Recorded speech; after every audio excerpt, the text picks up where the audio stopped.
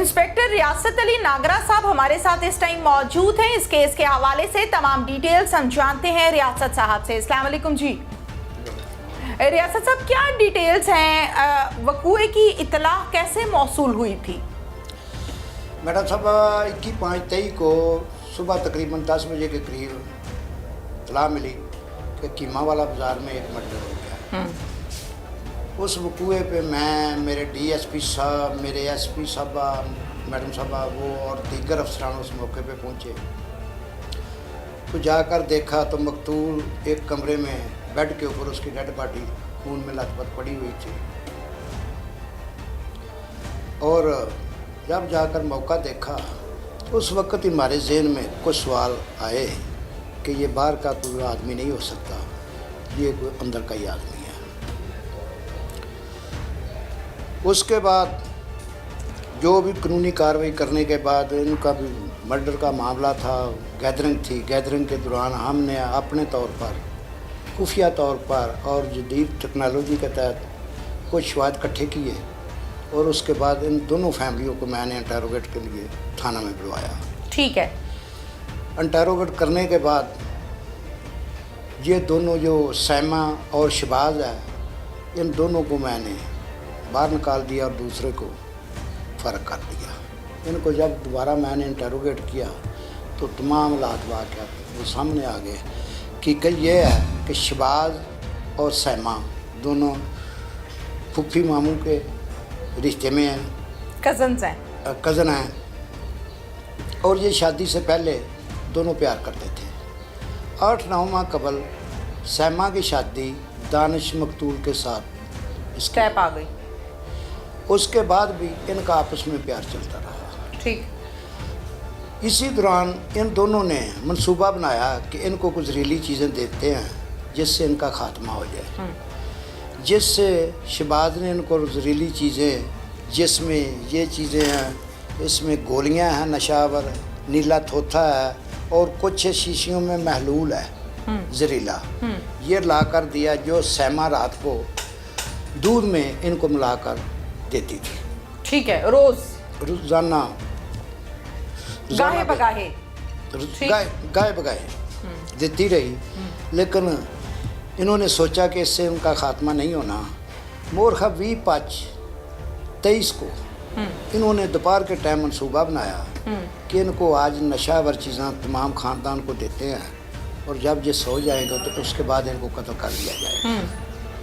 और उसके बाद शबाज ने इनको नशावर पत्ते ला कर दिए, 5-6 पत्ते ला कर दिए नशावर दवाइयों के, जो उसने रात को मीठे चावल पकाए और उसमें 3 पत्ते डाल दिए। अच्छा। जिसमें 30 गोलियाँ हैं, एक पत्ते में 10 गोलियाँ, उन तमाम को खिला दी। और दानिश मकतूल जो है ये तकरीबन 9-10 बजे रात को आया, उसको भी इन्होंने चावल खिलाए। चावल खाने के बाद वो अंदर बेड पे चला गया और दूसरे तमाम लोग बाहर सेन में चारपाइयों पे सो गए। उसके बाद शबाज आया।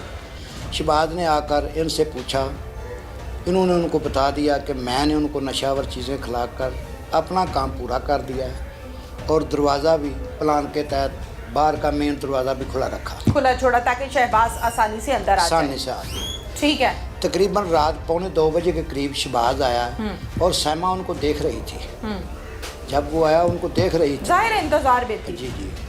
और छोटा सा सेन है, वो चारपाइयों के साथ से गुजर कर वो अंदर गया।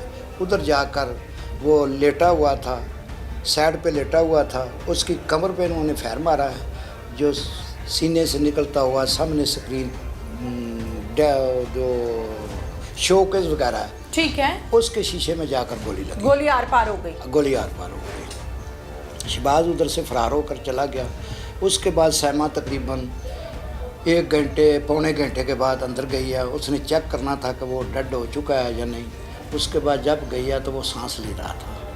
उसके बाद उन्होंने उधर से सराहना उठा के उनके मुंह पे 5-10 मिनट उनको दबाई रखा, जो वो सराहना पड़ा हुआ है।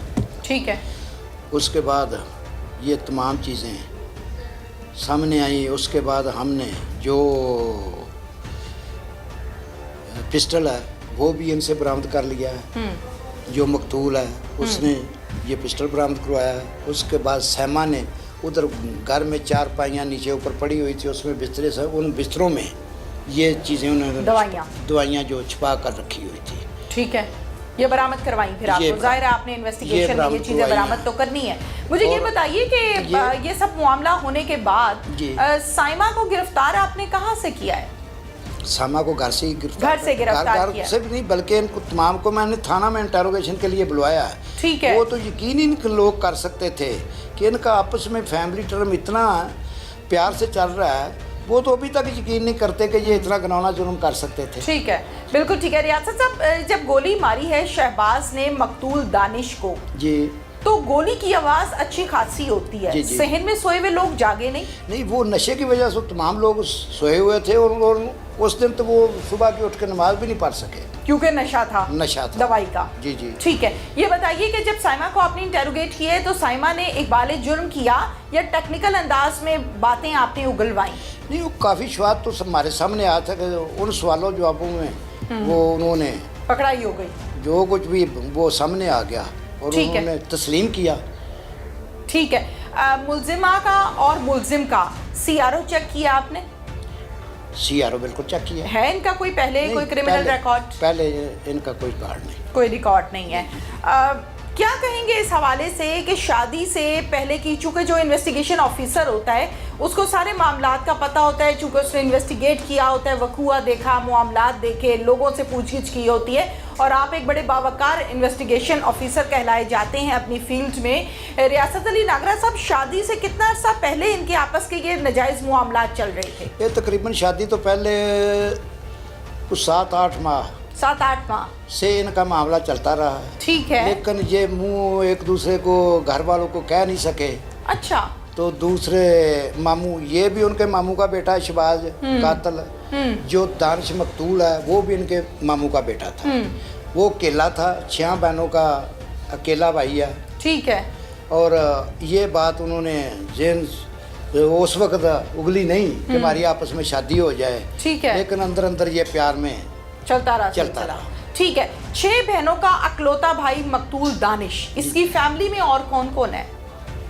माँ बाप, कोई बहन भाई? इनकी फैमिली में 5 बहनें हैं, 6 बहन है जो कातल है उन लोगों ने ले पाल कर घर में रखी हुई है। छठी इनकी बहन जो है मकतूल की, उनकी बहन है ले पालक। ठीक है। दूसरा जो सैमा है, सैमा के भाई के साथ मकतूल की सिस्टर की भी शादी हुई है। वटा सट्टा भी है। लेकिन उसकी 5-6 साल पहले की शादी है, उसमें 3-4 बच्चे हैं। ठीक है। इसकी 8-9 माह कबल शादी हुई थी। ठीक है। मकतूल दानिश की वालिदा के बारे में सुना है कि वो पैदाइशी तौर पे कोई मसले मसाइल है? वो गूंगी है। अच्छा। जो वो गूंगी है लेकिन इशारों से वो तमाम से बेहतर बात कर सकती है। अच्छा, इस केस में उन्होंने कोऑपरेट किया या पर्दा डालने की कोशिश की? नहीं, बहुत ज्यादा पर्दा डाला है। अच्छा, बहुत ज्यादा पर्दा डाला। जरा बताइए। क्या पहले तो उनको तमाद इतना था, ठीक है, वो सोच ही नहीं सकते थे कि हमारे घर में इतना इनका प्यार है। मैं ये कह रहा हूँ कि घर दोनों के लहदा हैं, लेकिन एक घर में खाना पकता है तो दूसरे लोग उधर बैठ के तमाम खा लेते हैं। ठीक है। अगर वो दूसरे पकाते हैं तो ये तो तमाम लोग उधर बैठ के खा लेते हैं। ठीक है। इतना प्यार होने के बावजूद उनको यकीन ही नहीं था कि ये अंदर अंदर दोनों ने इतना घिनौना जुर्म कर लेना है। ठीक है। इस केस का मुद्दई कौन है? उसका वालिद है, दानिश का। दानिश मकतूल का वालिद है। वालिद की कैसी सेहत है या जिस्मानी सूरत हाल कैसी है? वालिद पहले भी बुजुर्ग आदमी है, पहले भी उनको कोई प्रॉब्लम है, सेहत के कोई रीढ़ की हड्डी की प्रॉब्लम है। तो उसके बाद बेटे का सुन के तो बिल्कुल ही चारपाई पे आ गया। तबीयत खराब है। ठीक है। ये बताइएगा कि पिस्टल और ये जहरीली अद्वियात आपने बरामद कर ली हैं, इस पिस्टल का लाइसेंस है इनके पास? नहीं, गैर लाइसेंसी है। गैर लाइसेंसी है। एक ही गोली मारी गई है? एक ही गोली मारी है। खोल आपने वहाँ से उठा लिया? खोल भी ले लिया, बुलेट भी जो है वो भी ले लिया था। वो हमारी फॉरेंसिक लेबॉरेटरी आई है जी, उन्होंने मौके पे कब्जे में ली हैं। बिल्कुल ठीक है। रियासत साहब, क्या मैसेज देना चाहेंगे उन तमाम लोगों को जो ये समझते हैं कि शायद कत्ल करने के बाद आगे आराम से निकाह हो जाता है, शादी हो जाती है और ज़िंदगी गुजर जाती है। कातिल के हाथ में दाग होता है जो कभी नहीं मिट सकता। जब आप किसी की सांसें छीनते हैं तो आप कैसे सुख का सांस ले सकते हैं? क्या मैसेज देंगे? ये चीज़ें हमारी ज़िंदगी गुजर गई है। बिल्कुल। इसी तरह ये लोग घिनौना जुर्म समझते हैं कि ऐसे हो जाता है, लेकिन आज तक उनका प्यार जेल में ही तब्दील हुआ है। बिल्कुल सही।